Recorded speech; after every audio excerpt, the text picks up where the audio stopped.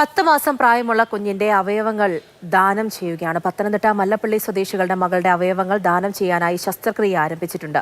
Road അപകടത്തെ തുടർന്നാണ് കുട്ടിക്ക് മസ്തിഷ്ക മരണം സംഭവിച്ചത്. കുട്ടിയുടെ 2 വൃക്കകളും തിരുവനന്തപുരം SIT ആശുപത്രിയിൽ ചികിത്സയിലുള്ള 10 വയസ്സുള്ള കുട്ടിക്കായിരിക്കും ദാനം ചെയ്യുക. അവയവങ്ങൾ റോഡ് മാർഗം തിരുവനന്തപുരത്ത് എത്തിക്കും.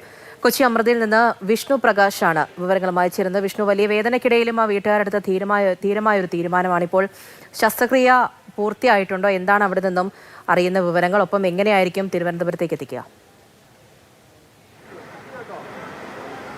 നമുക്ക് ഏറ്റവും ഒടുവിലായി ലഭിക്കുന്ന വിവരപ്രകാരം ശസ്ത്രക്രിയ ഏകദേശം അതിന്റെ അന്തിമ ഘട്ടത്തിലോട്ട് കടന്നിരിക്കുകയാണ്. ആറയോടുകൂടി ആ കുട്ടിയുടെ അവയവങ്ങൾ തിരുവനന്തപുരത്തേക്ക് കൊണ്ടുപോകാനുള്ള റോഡ് മാർഗം കൊണ്ടുപോകാനാണ് ഇപ്പോൾ ഉദ്ദേശിച്ചിട്ടുള്ളത്. അതിനുവേണ്ട നടപടികൾ ആരംഭിക്കും. ആംബുലൻസ് അടക്കമുള്ള കാര്യങ്ങൾ ഇവിടെ സജ്ജീകരിച്ചിട്ടുണ്ട്. അതുപോലെ ചേരാനല്ലൂർ പോലീസ് സ്റ്റേഷനിൽ നിന്നുള്ള പൈലറ്റ് പോകാനുള്ള പോലീസ് വാഹനങ്ങളും എല്ലാം ഇവിടെ എത്തിയിട്ടുണ്ട്. നേരത്തെ 4:30 ഈ ഒരു ശസ്ത്രക്രിയ ആരംഭിച്ചത്.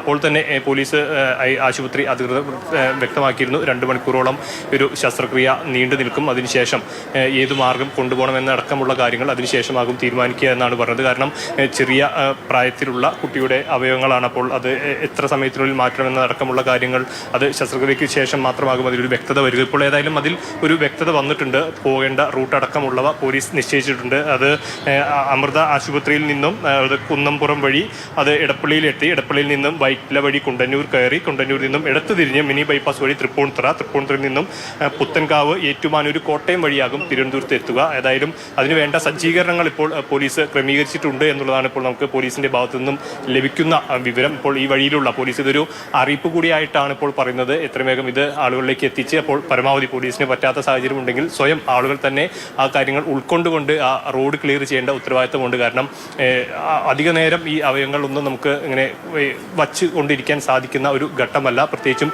എയർ ആംബുലൻസ് അടക്കമുള്ള സംവിധാനങ്ങൾ നോക്കിയിരുന്നു. പക്ഷെ അത് ഈ പ്രായോഗികമല്ല എന്നുള്ളൊരു ബോധ്യത്തിലാണ് ഈ ഒരു റോഡ് മാർഗം തന്നെ കൊണ്ടുപോകാനുള്ള ഒരു തീരുമാനത്തിലേക്ക് പോലീസ് അടക്കമുള്ളവർ എത്തിയത്. നേരത്തെ ഫെബ്രുവരി 5 MC റോഡിൽ പത്തനംതിട്ട പള്ളത്ത് വെച്ച് ഈ ഒരു ആക്സിഡന്റ് ഉണ്ടാകുന്നത്. കുട്ടിയുടെ അമ്മയും അതുപോലെ അമ്മയുടെ രക്ഷിതാക്കളും സഞ്ചരിച്ചിരുന്ന വാഹനം എതിർദിശയിൽ വന്ന മറ്റൊരു വാഹനവുമായി കൂട്ടിയിടിക്കുകയായിരുന്നു.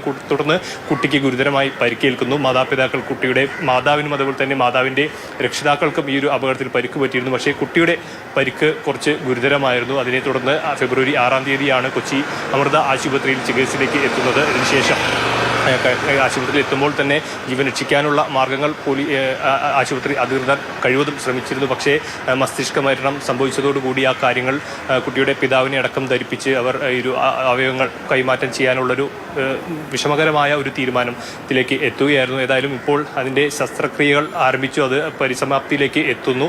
അധികം വൈകാതെ തന്നെ ഈ അവയവം വഹിച്ചുകൊണ്ടുള്ള ആംബുലൻസ് ഇടപ്പള്ളി അമൃത ആശുപത്രിയിൽ നിന്നും അത് തിരുവനന്തപുരത്തേക്കുള്ള യാത്ര ആരംഭിക്കുമെന്നുള്ളതാണ് നമുക്കിപ്പോൾ ലഭ്യമാകുന്ന വിവരം. ശരി, വിഷ്ണു പ്രകാശാണ് അവിടെ നിന്നും വിവരങ്ങൾ നൽകിയത്.